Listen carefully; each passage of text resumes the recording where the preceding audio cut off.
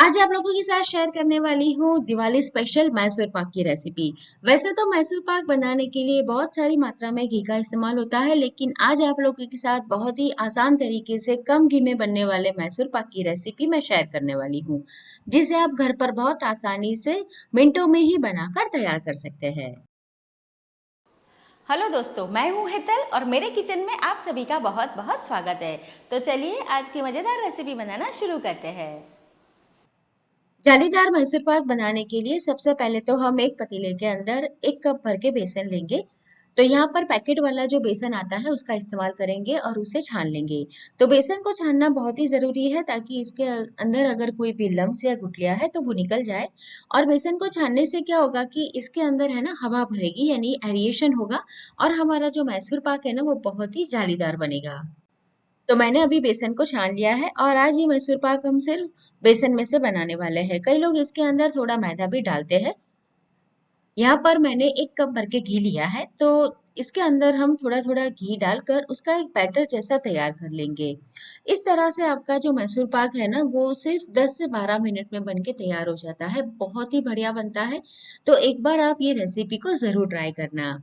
आपको मेरी रेसिपी अच्छी लगती है तो कमेंट में मुझे ज़रूर बताएं। आप कहाँ से मेरा वीडियो देख रहे हैं, कहाँ से मेरे साथ जुड़े हैं, वो भी कमेंट में ज़रूर बताएं।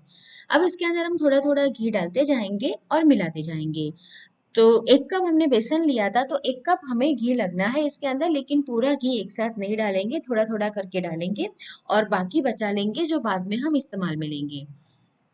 तो इस तरह से हम एक बैटर जैसा तैयार कर लेंगे, पतला वाला घोल जैसे बनाते हैं ना, बस उस तरह का हमें एक तैयार कर लेना है।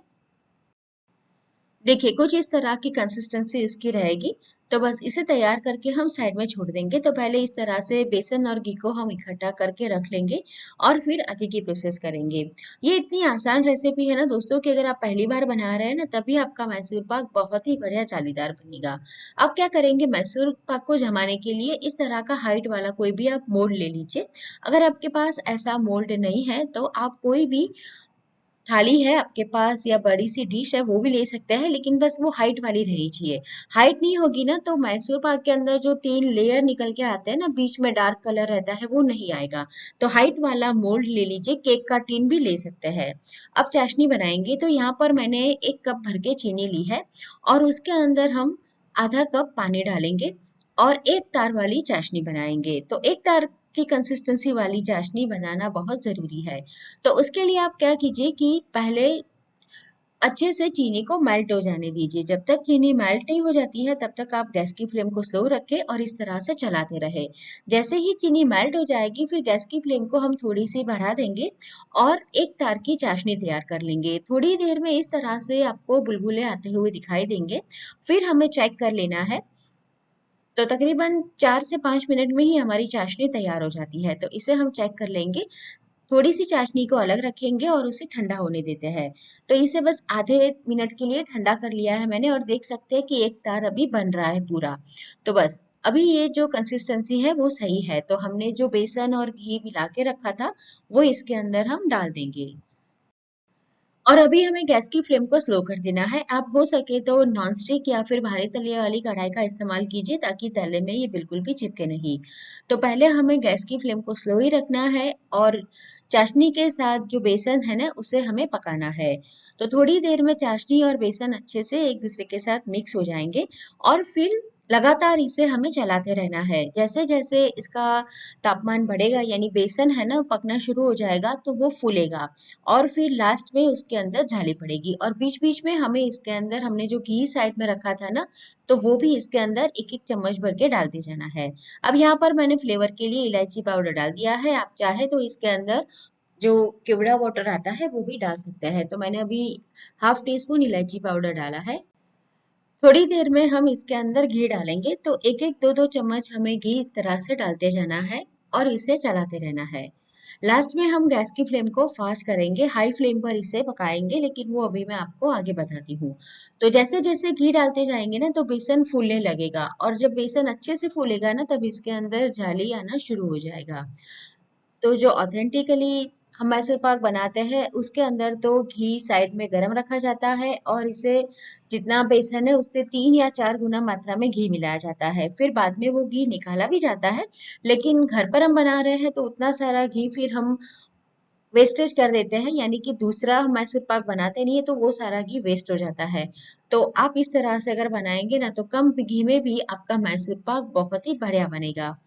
तो 2-2 चम्मच इसके अंदर घी डालते जाना है। जैसे ही आप घी डालेंगे ना देखेंगे कि बेसन फूलने लगा है। किनारों की ओर से बेसन आपको इस तरह से जैसे उसके अंदर बुलबुले आ रहे हैं ना ऐसा दिखाई देने लगेगा। तो आपको इसे चलाना बिल्कुल नहीं छोड़ना है बस। और नॉनस्टिक लेना है ताकि तले में ये चिपके नहीं। 4 से 5 मिनट आप चलाएंगे ना बीच बीच में घी डालते हुए तो बेसन इस तरह से फूलने लगेगा। देखिए इसके अंदर जाली बननी भी अभी शुरू हो गई है। तो यहाँ पर अभी मैं सबसे लास्ट वाला जो घी है वो डाल देती हूँ।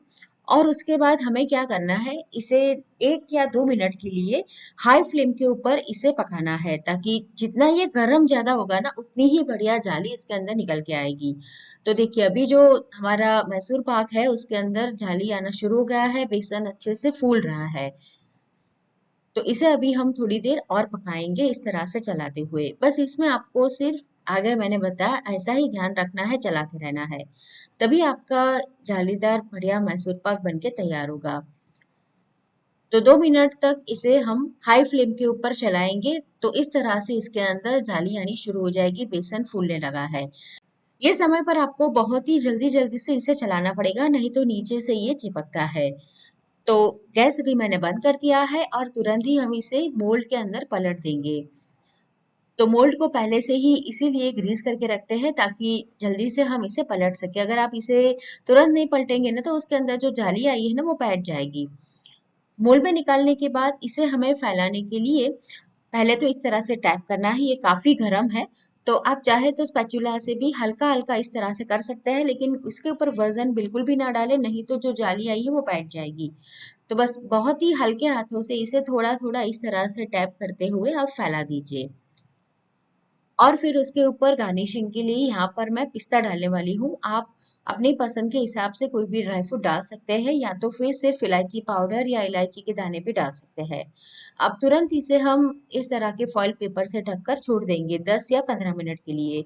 10 से 15 मिनट के बाद आप देखेंगे तो ये थोड़ा सा हार्ड होना शुरू हो जाएगा।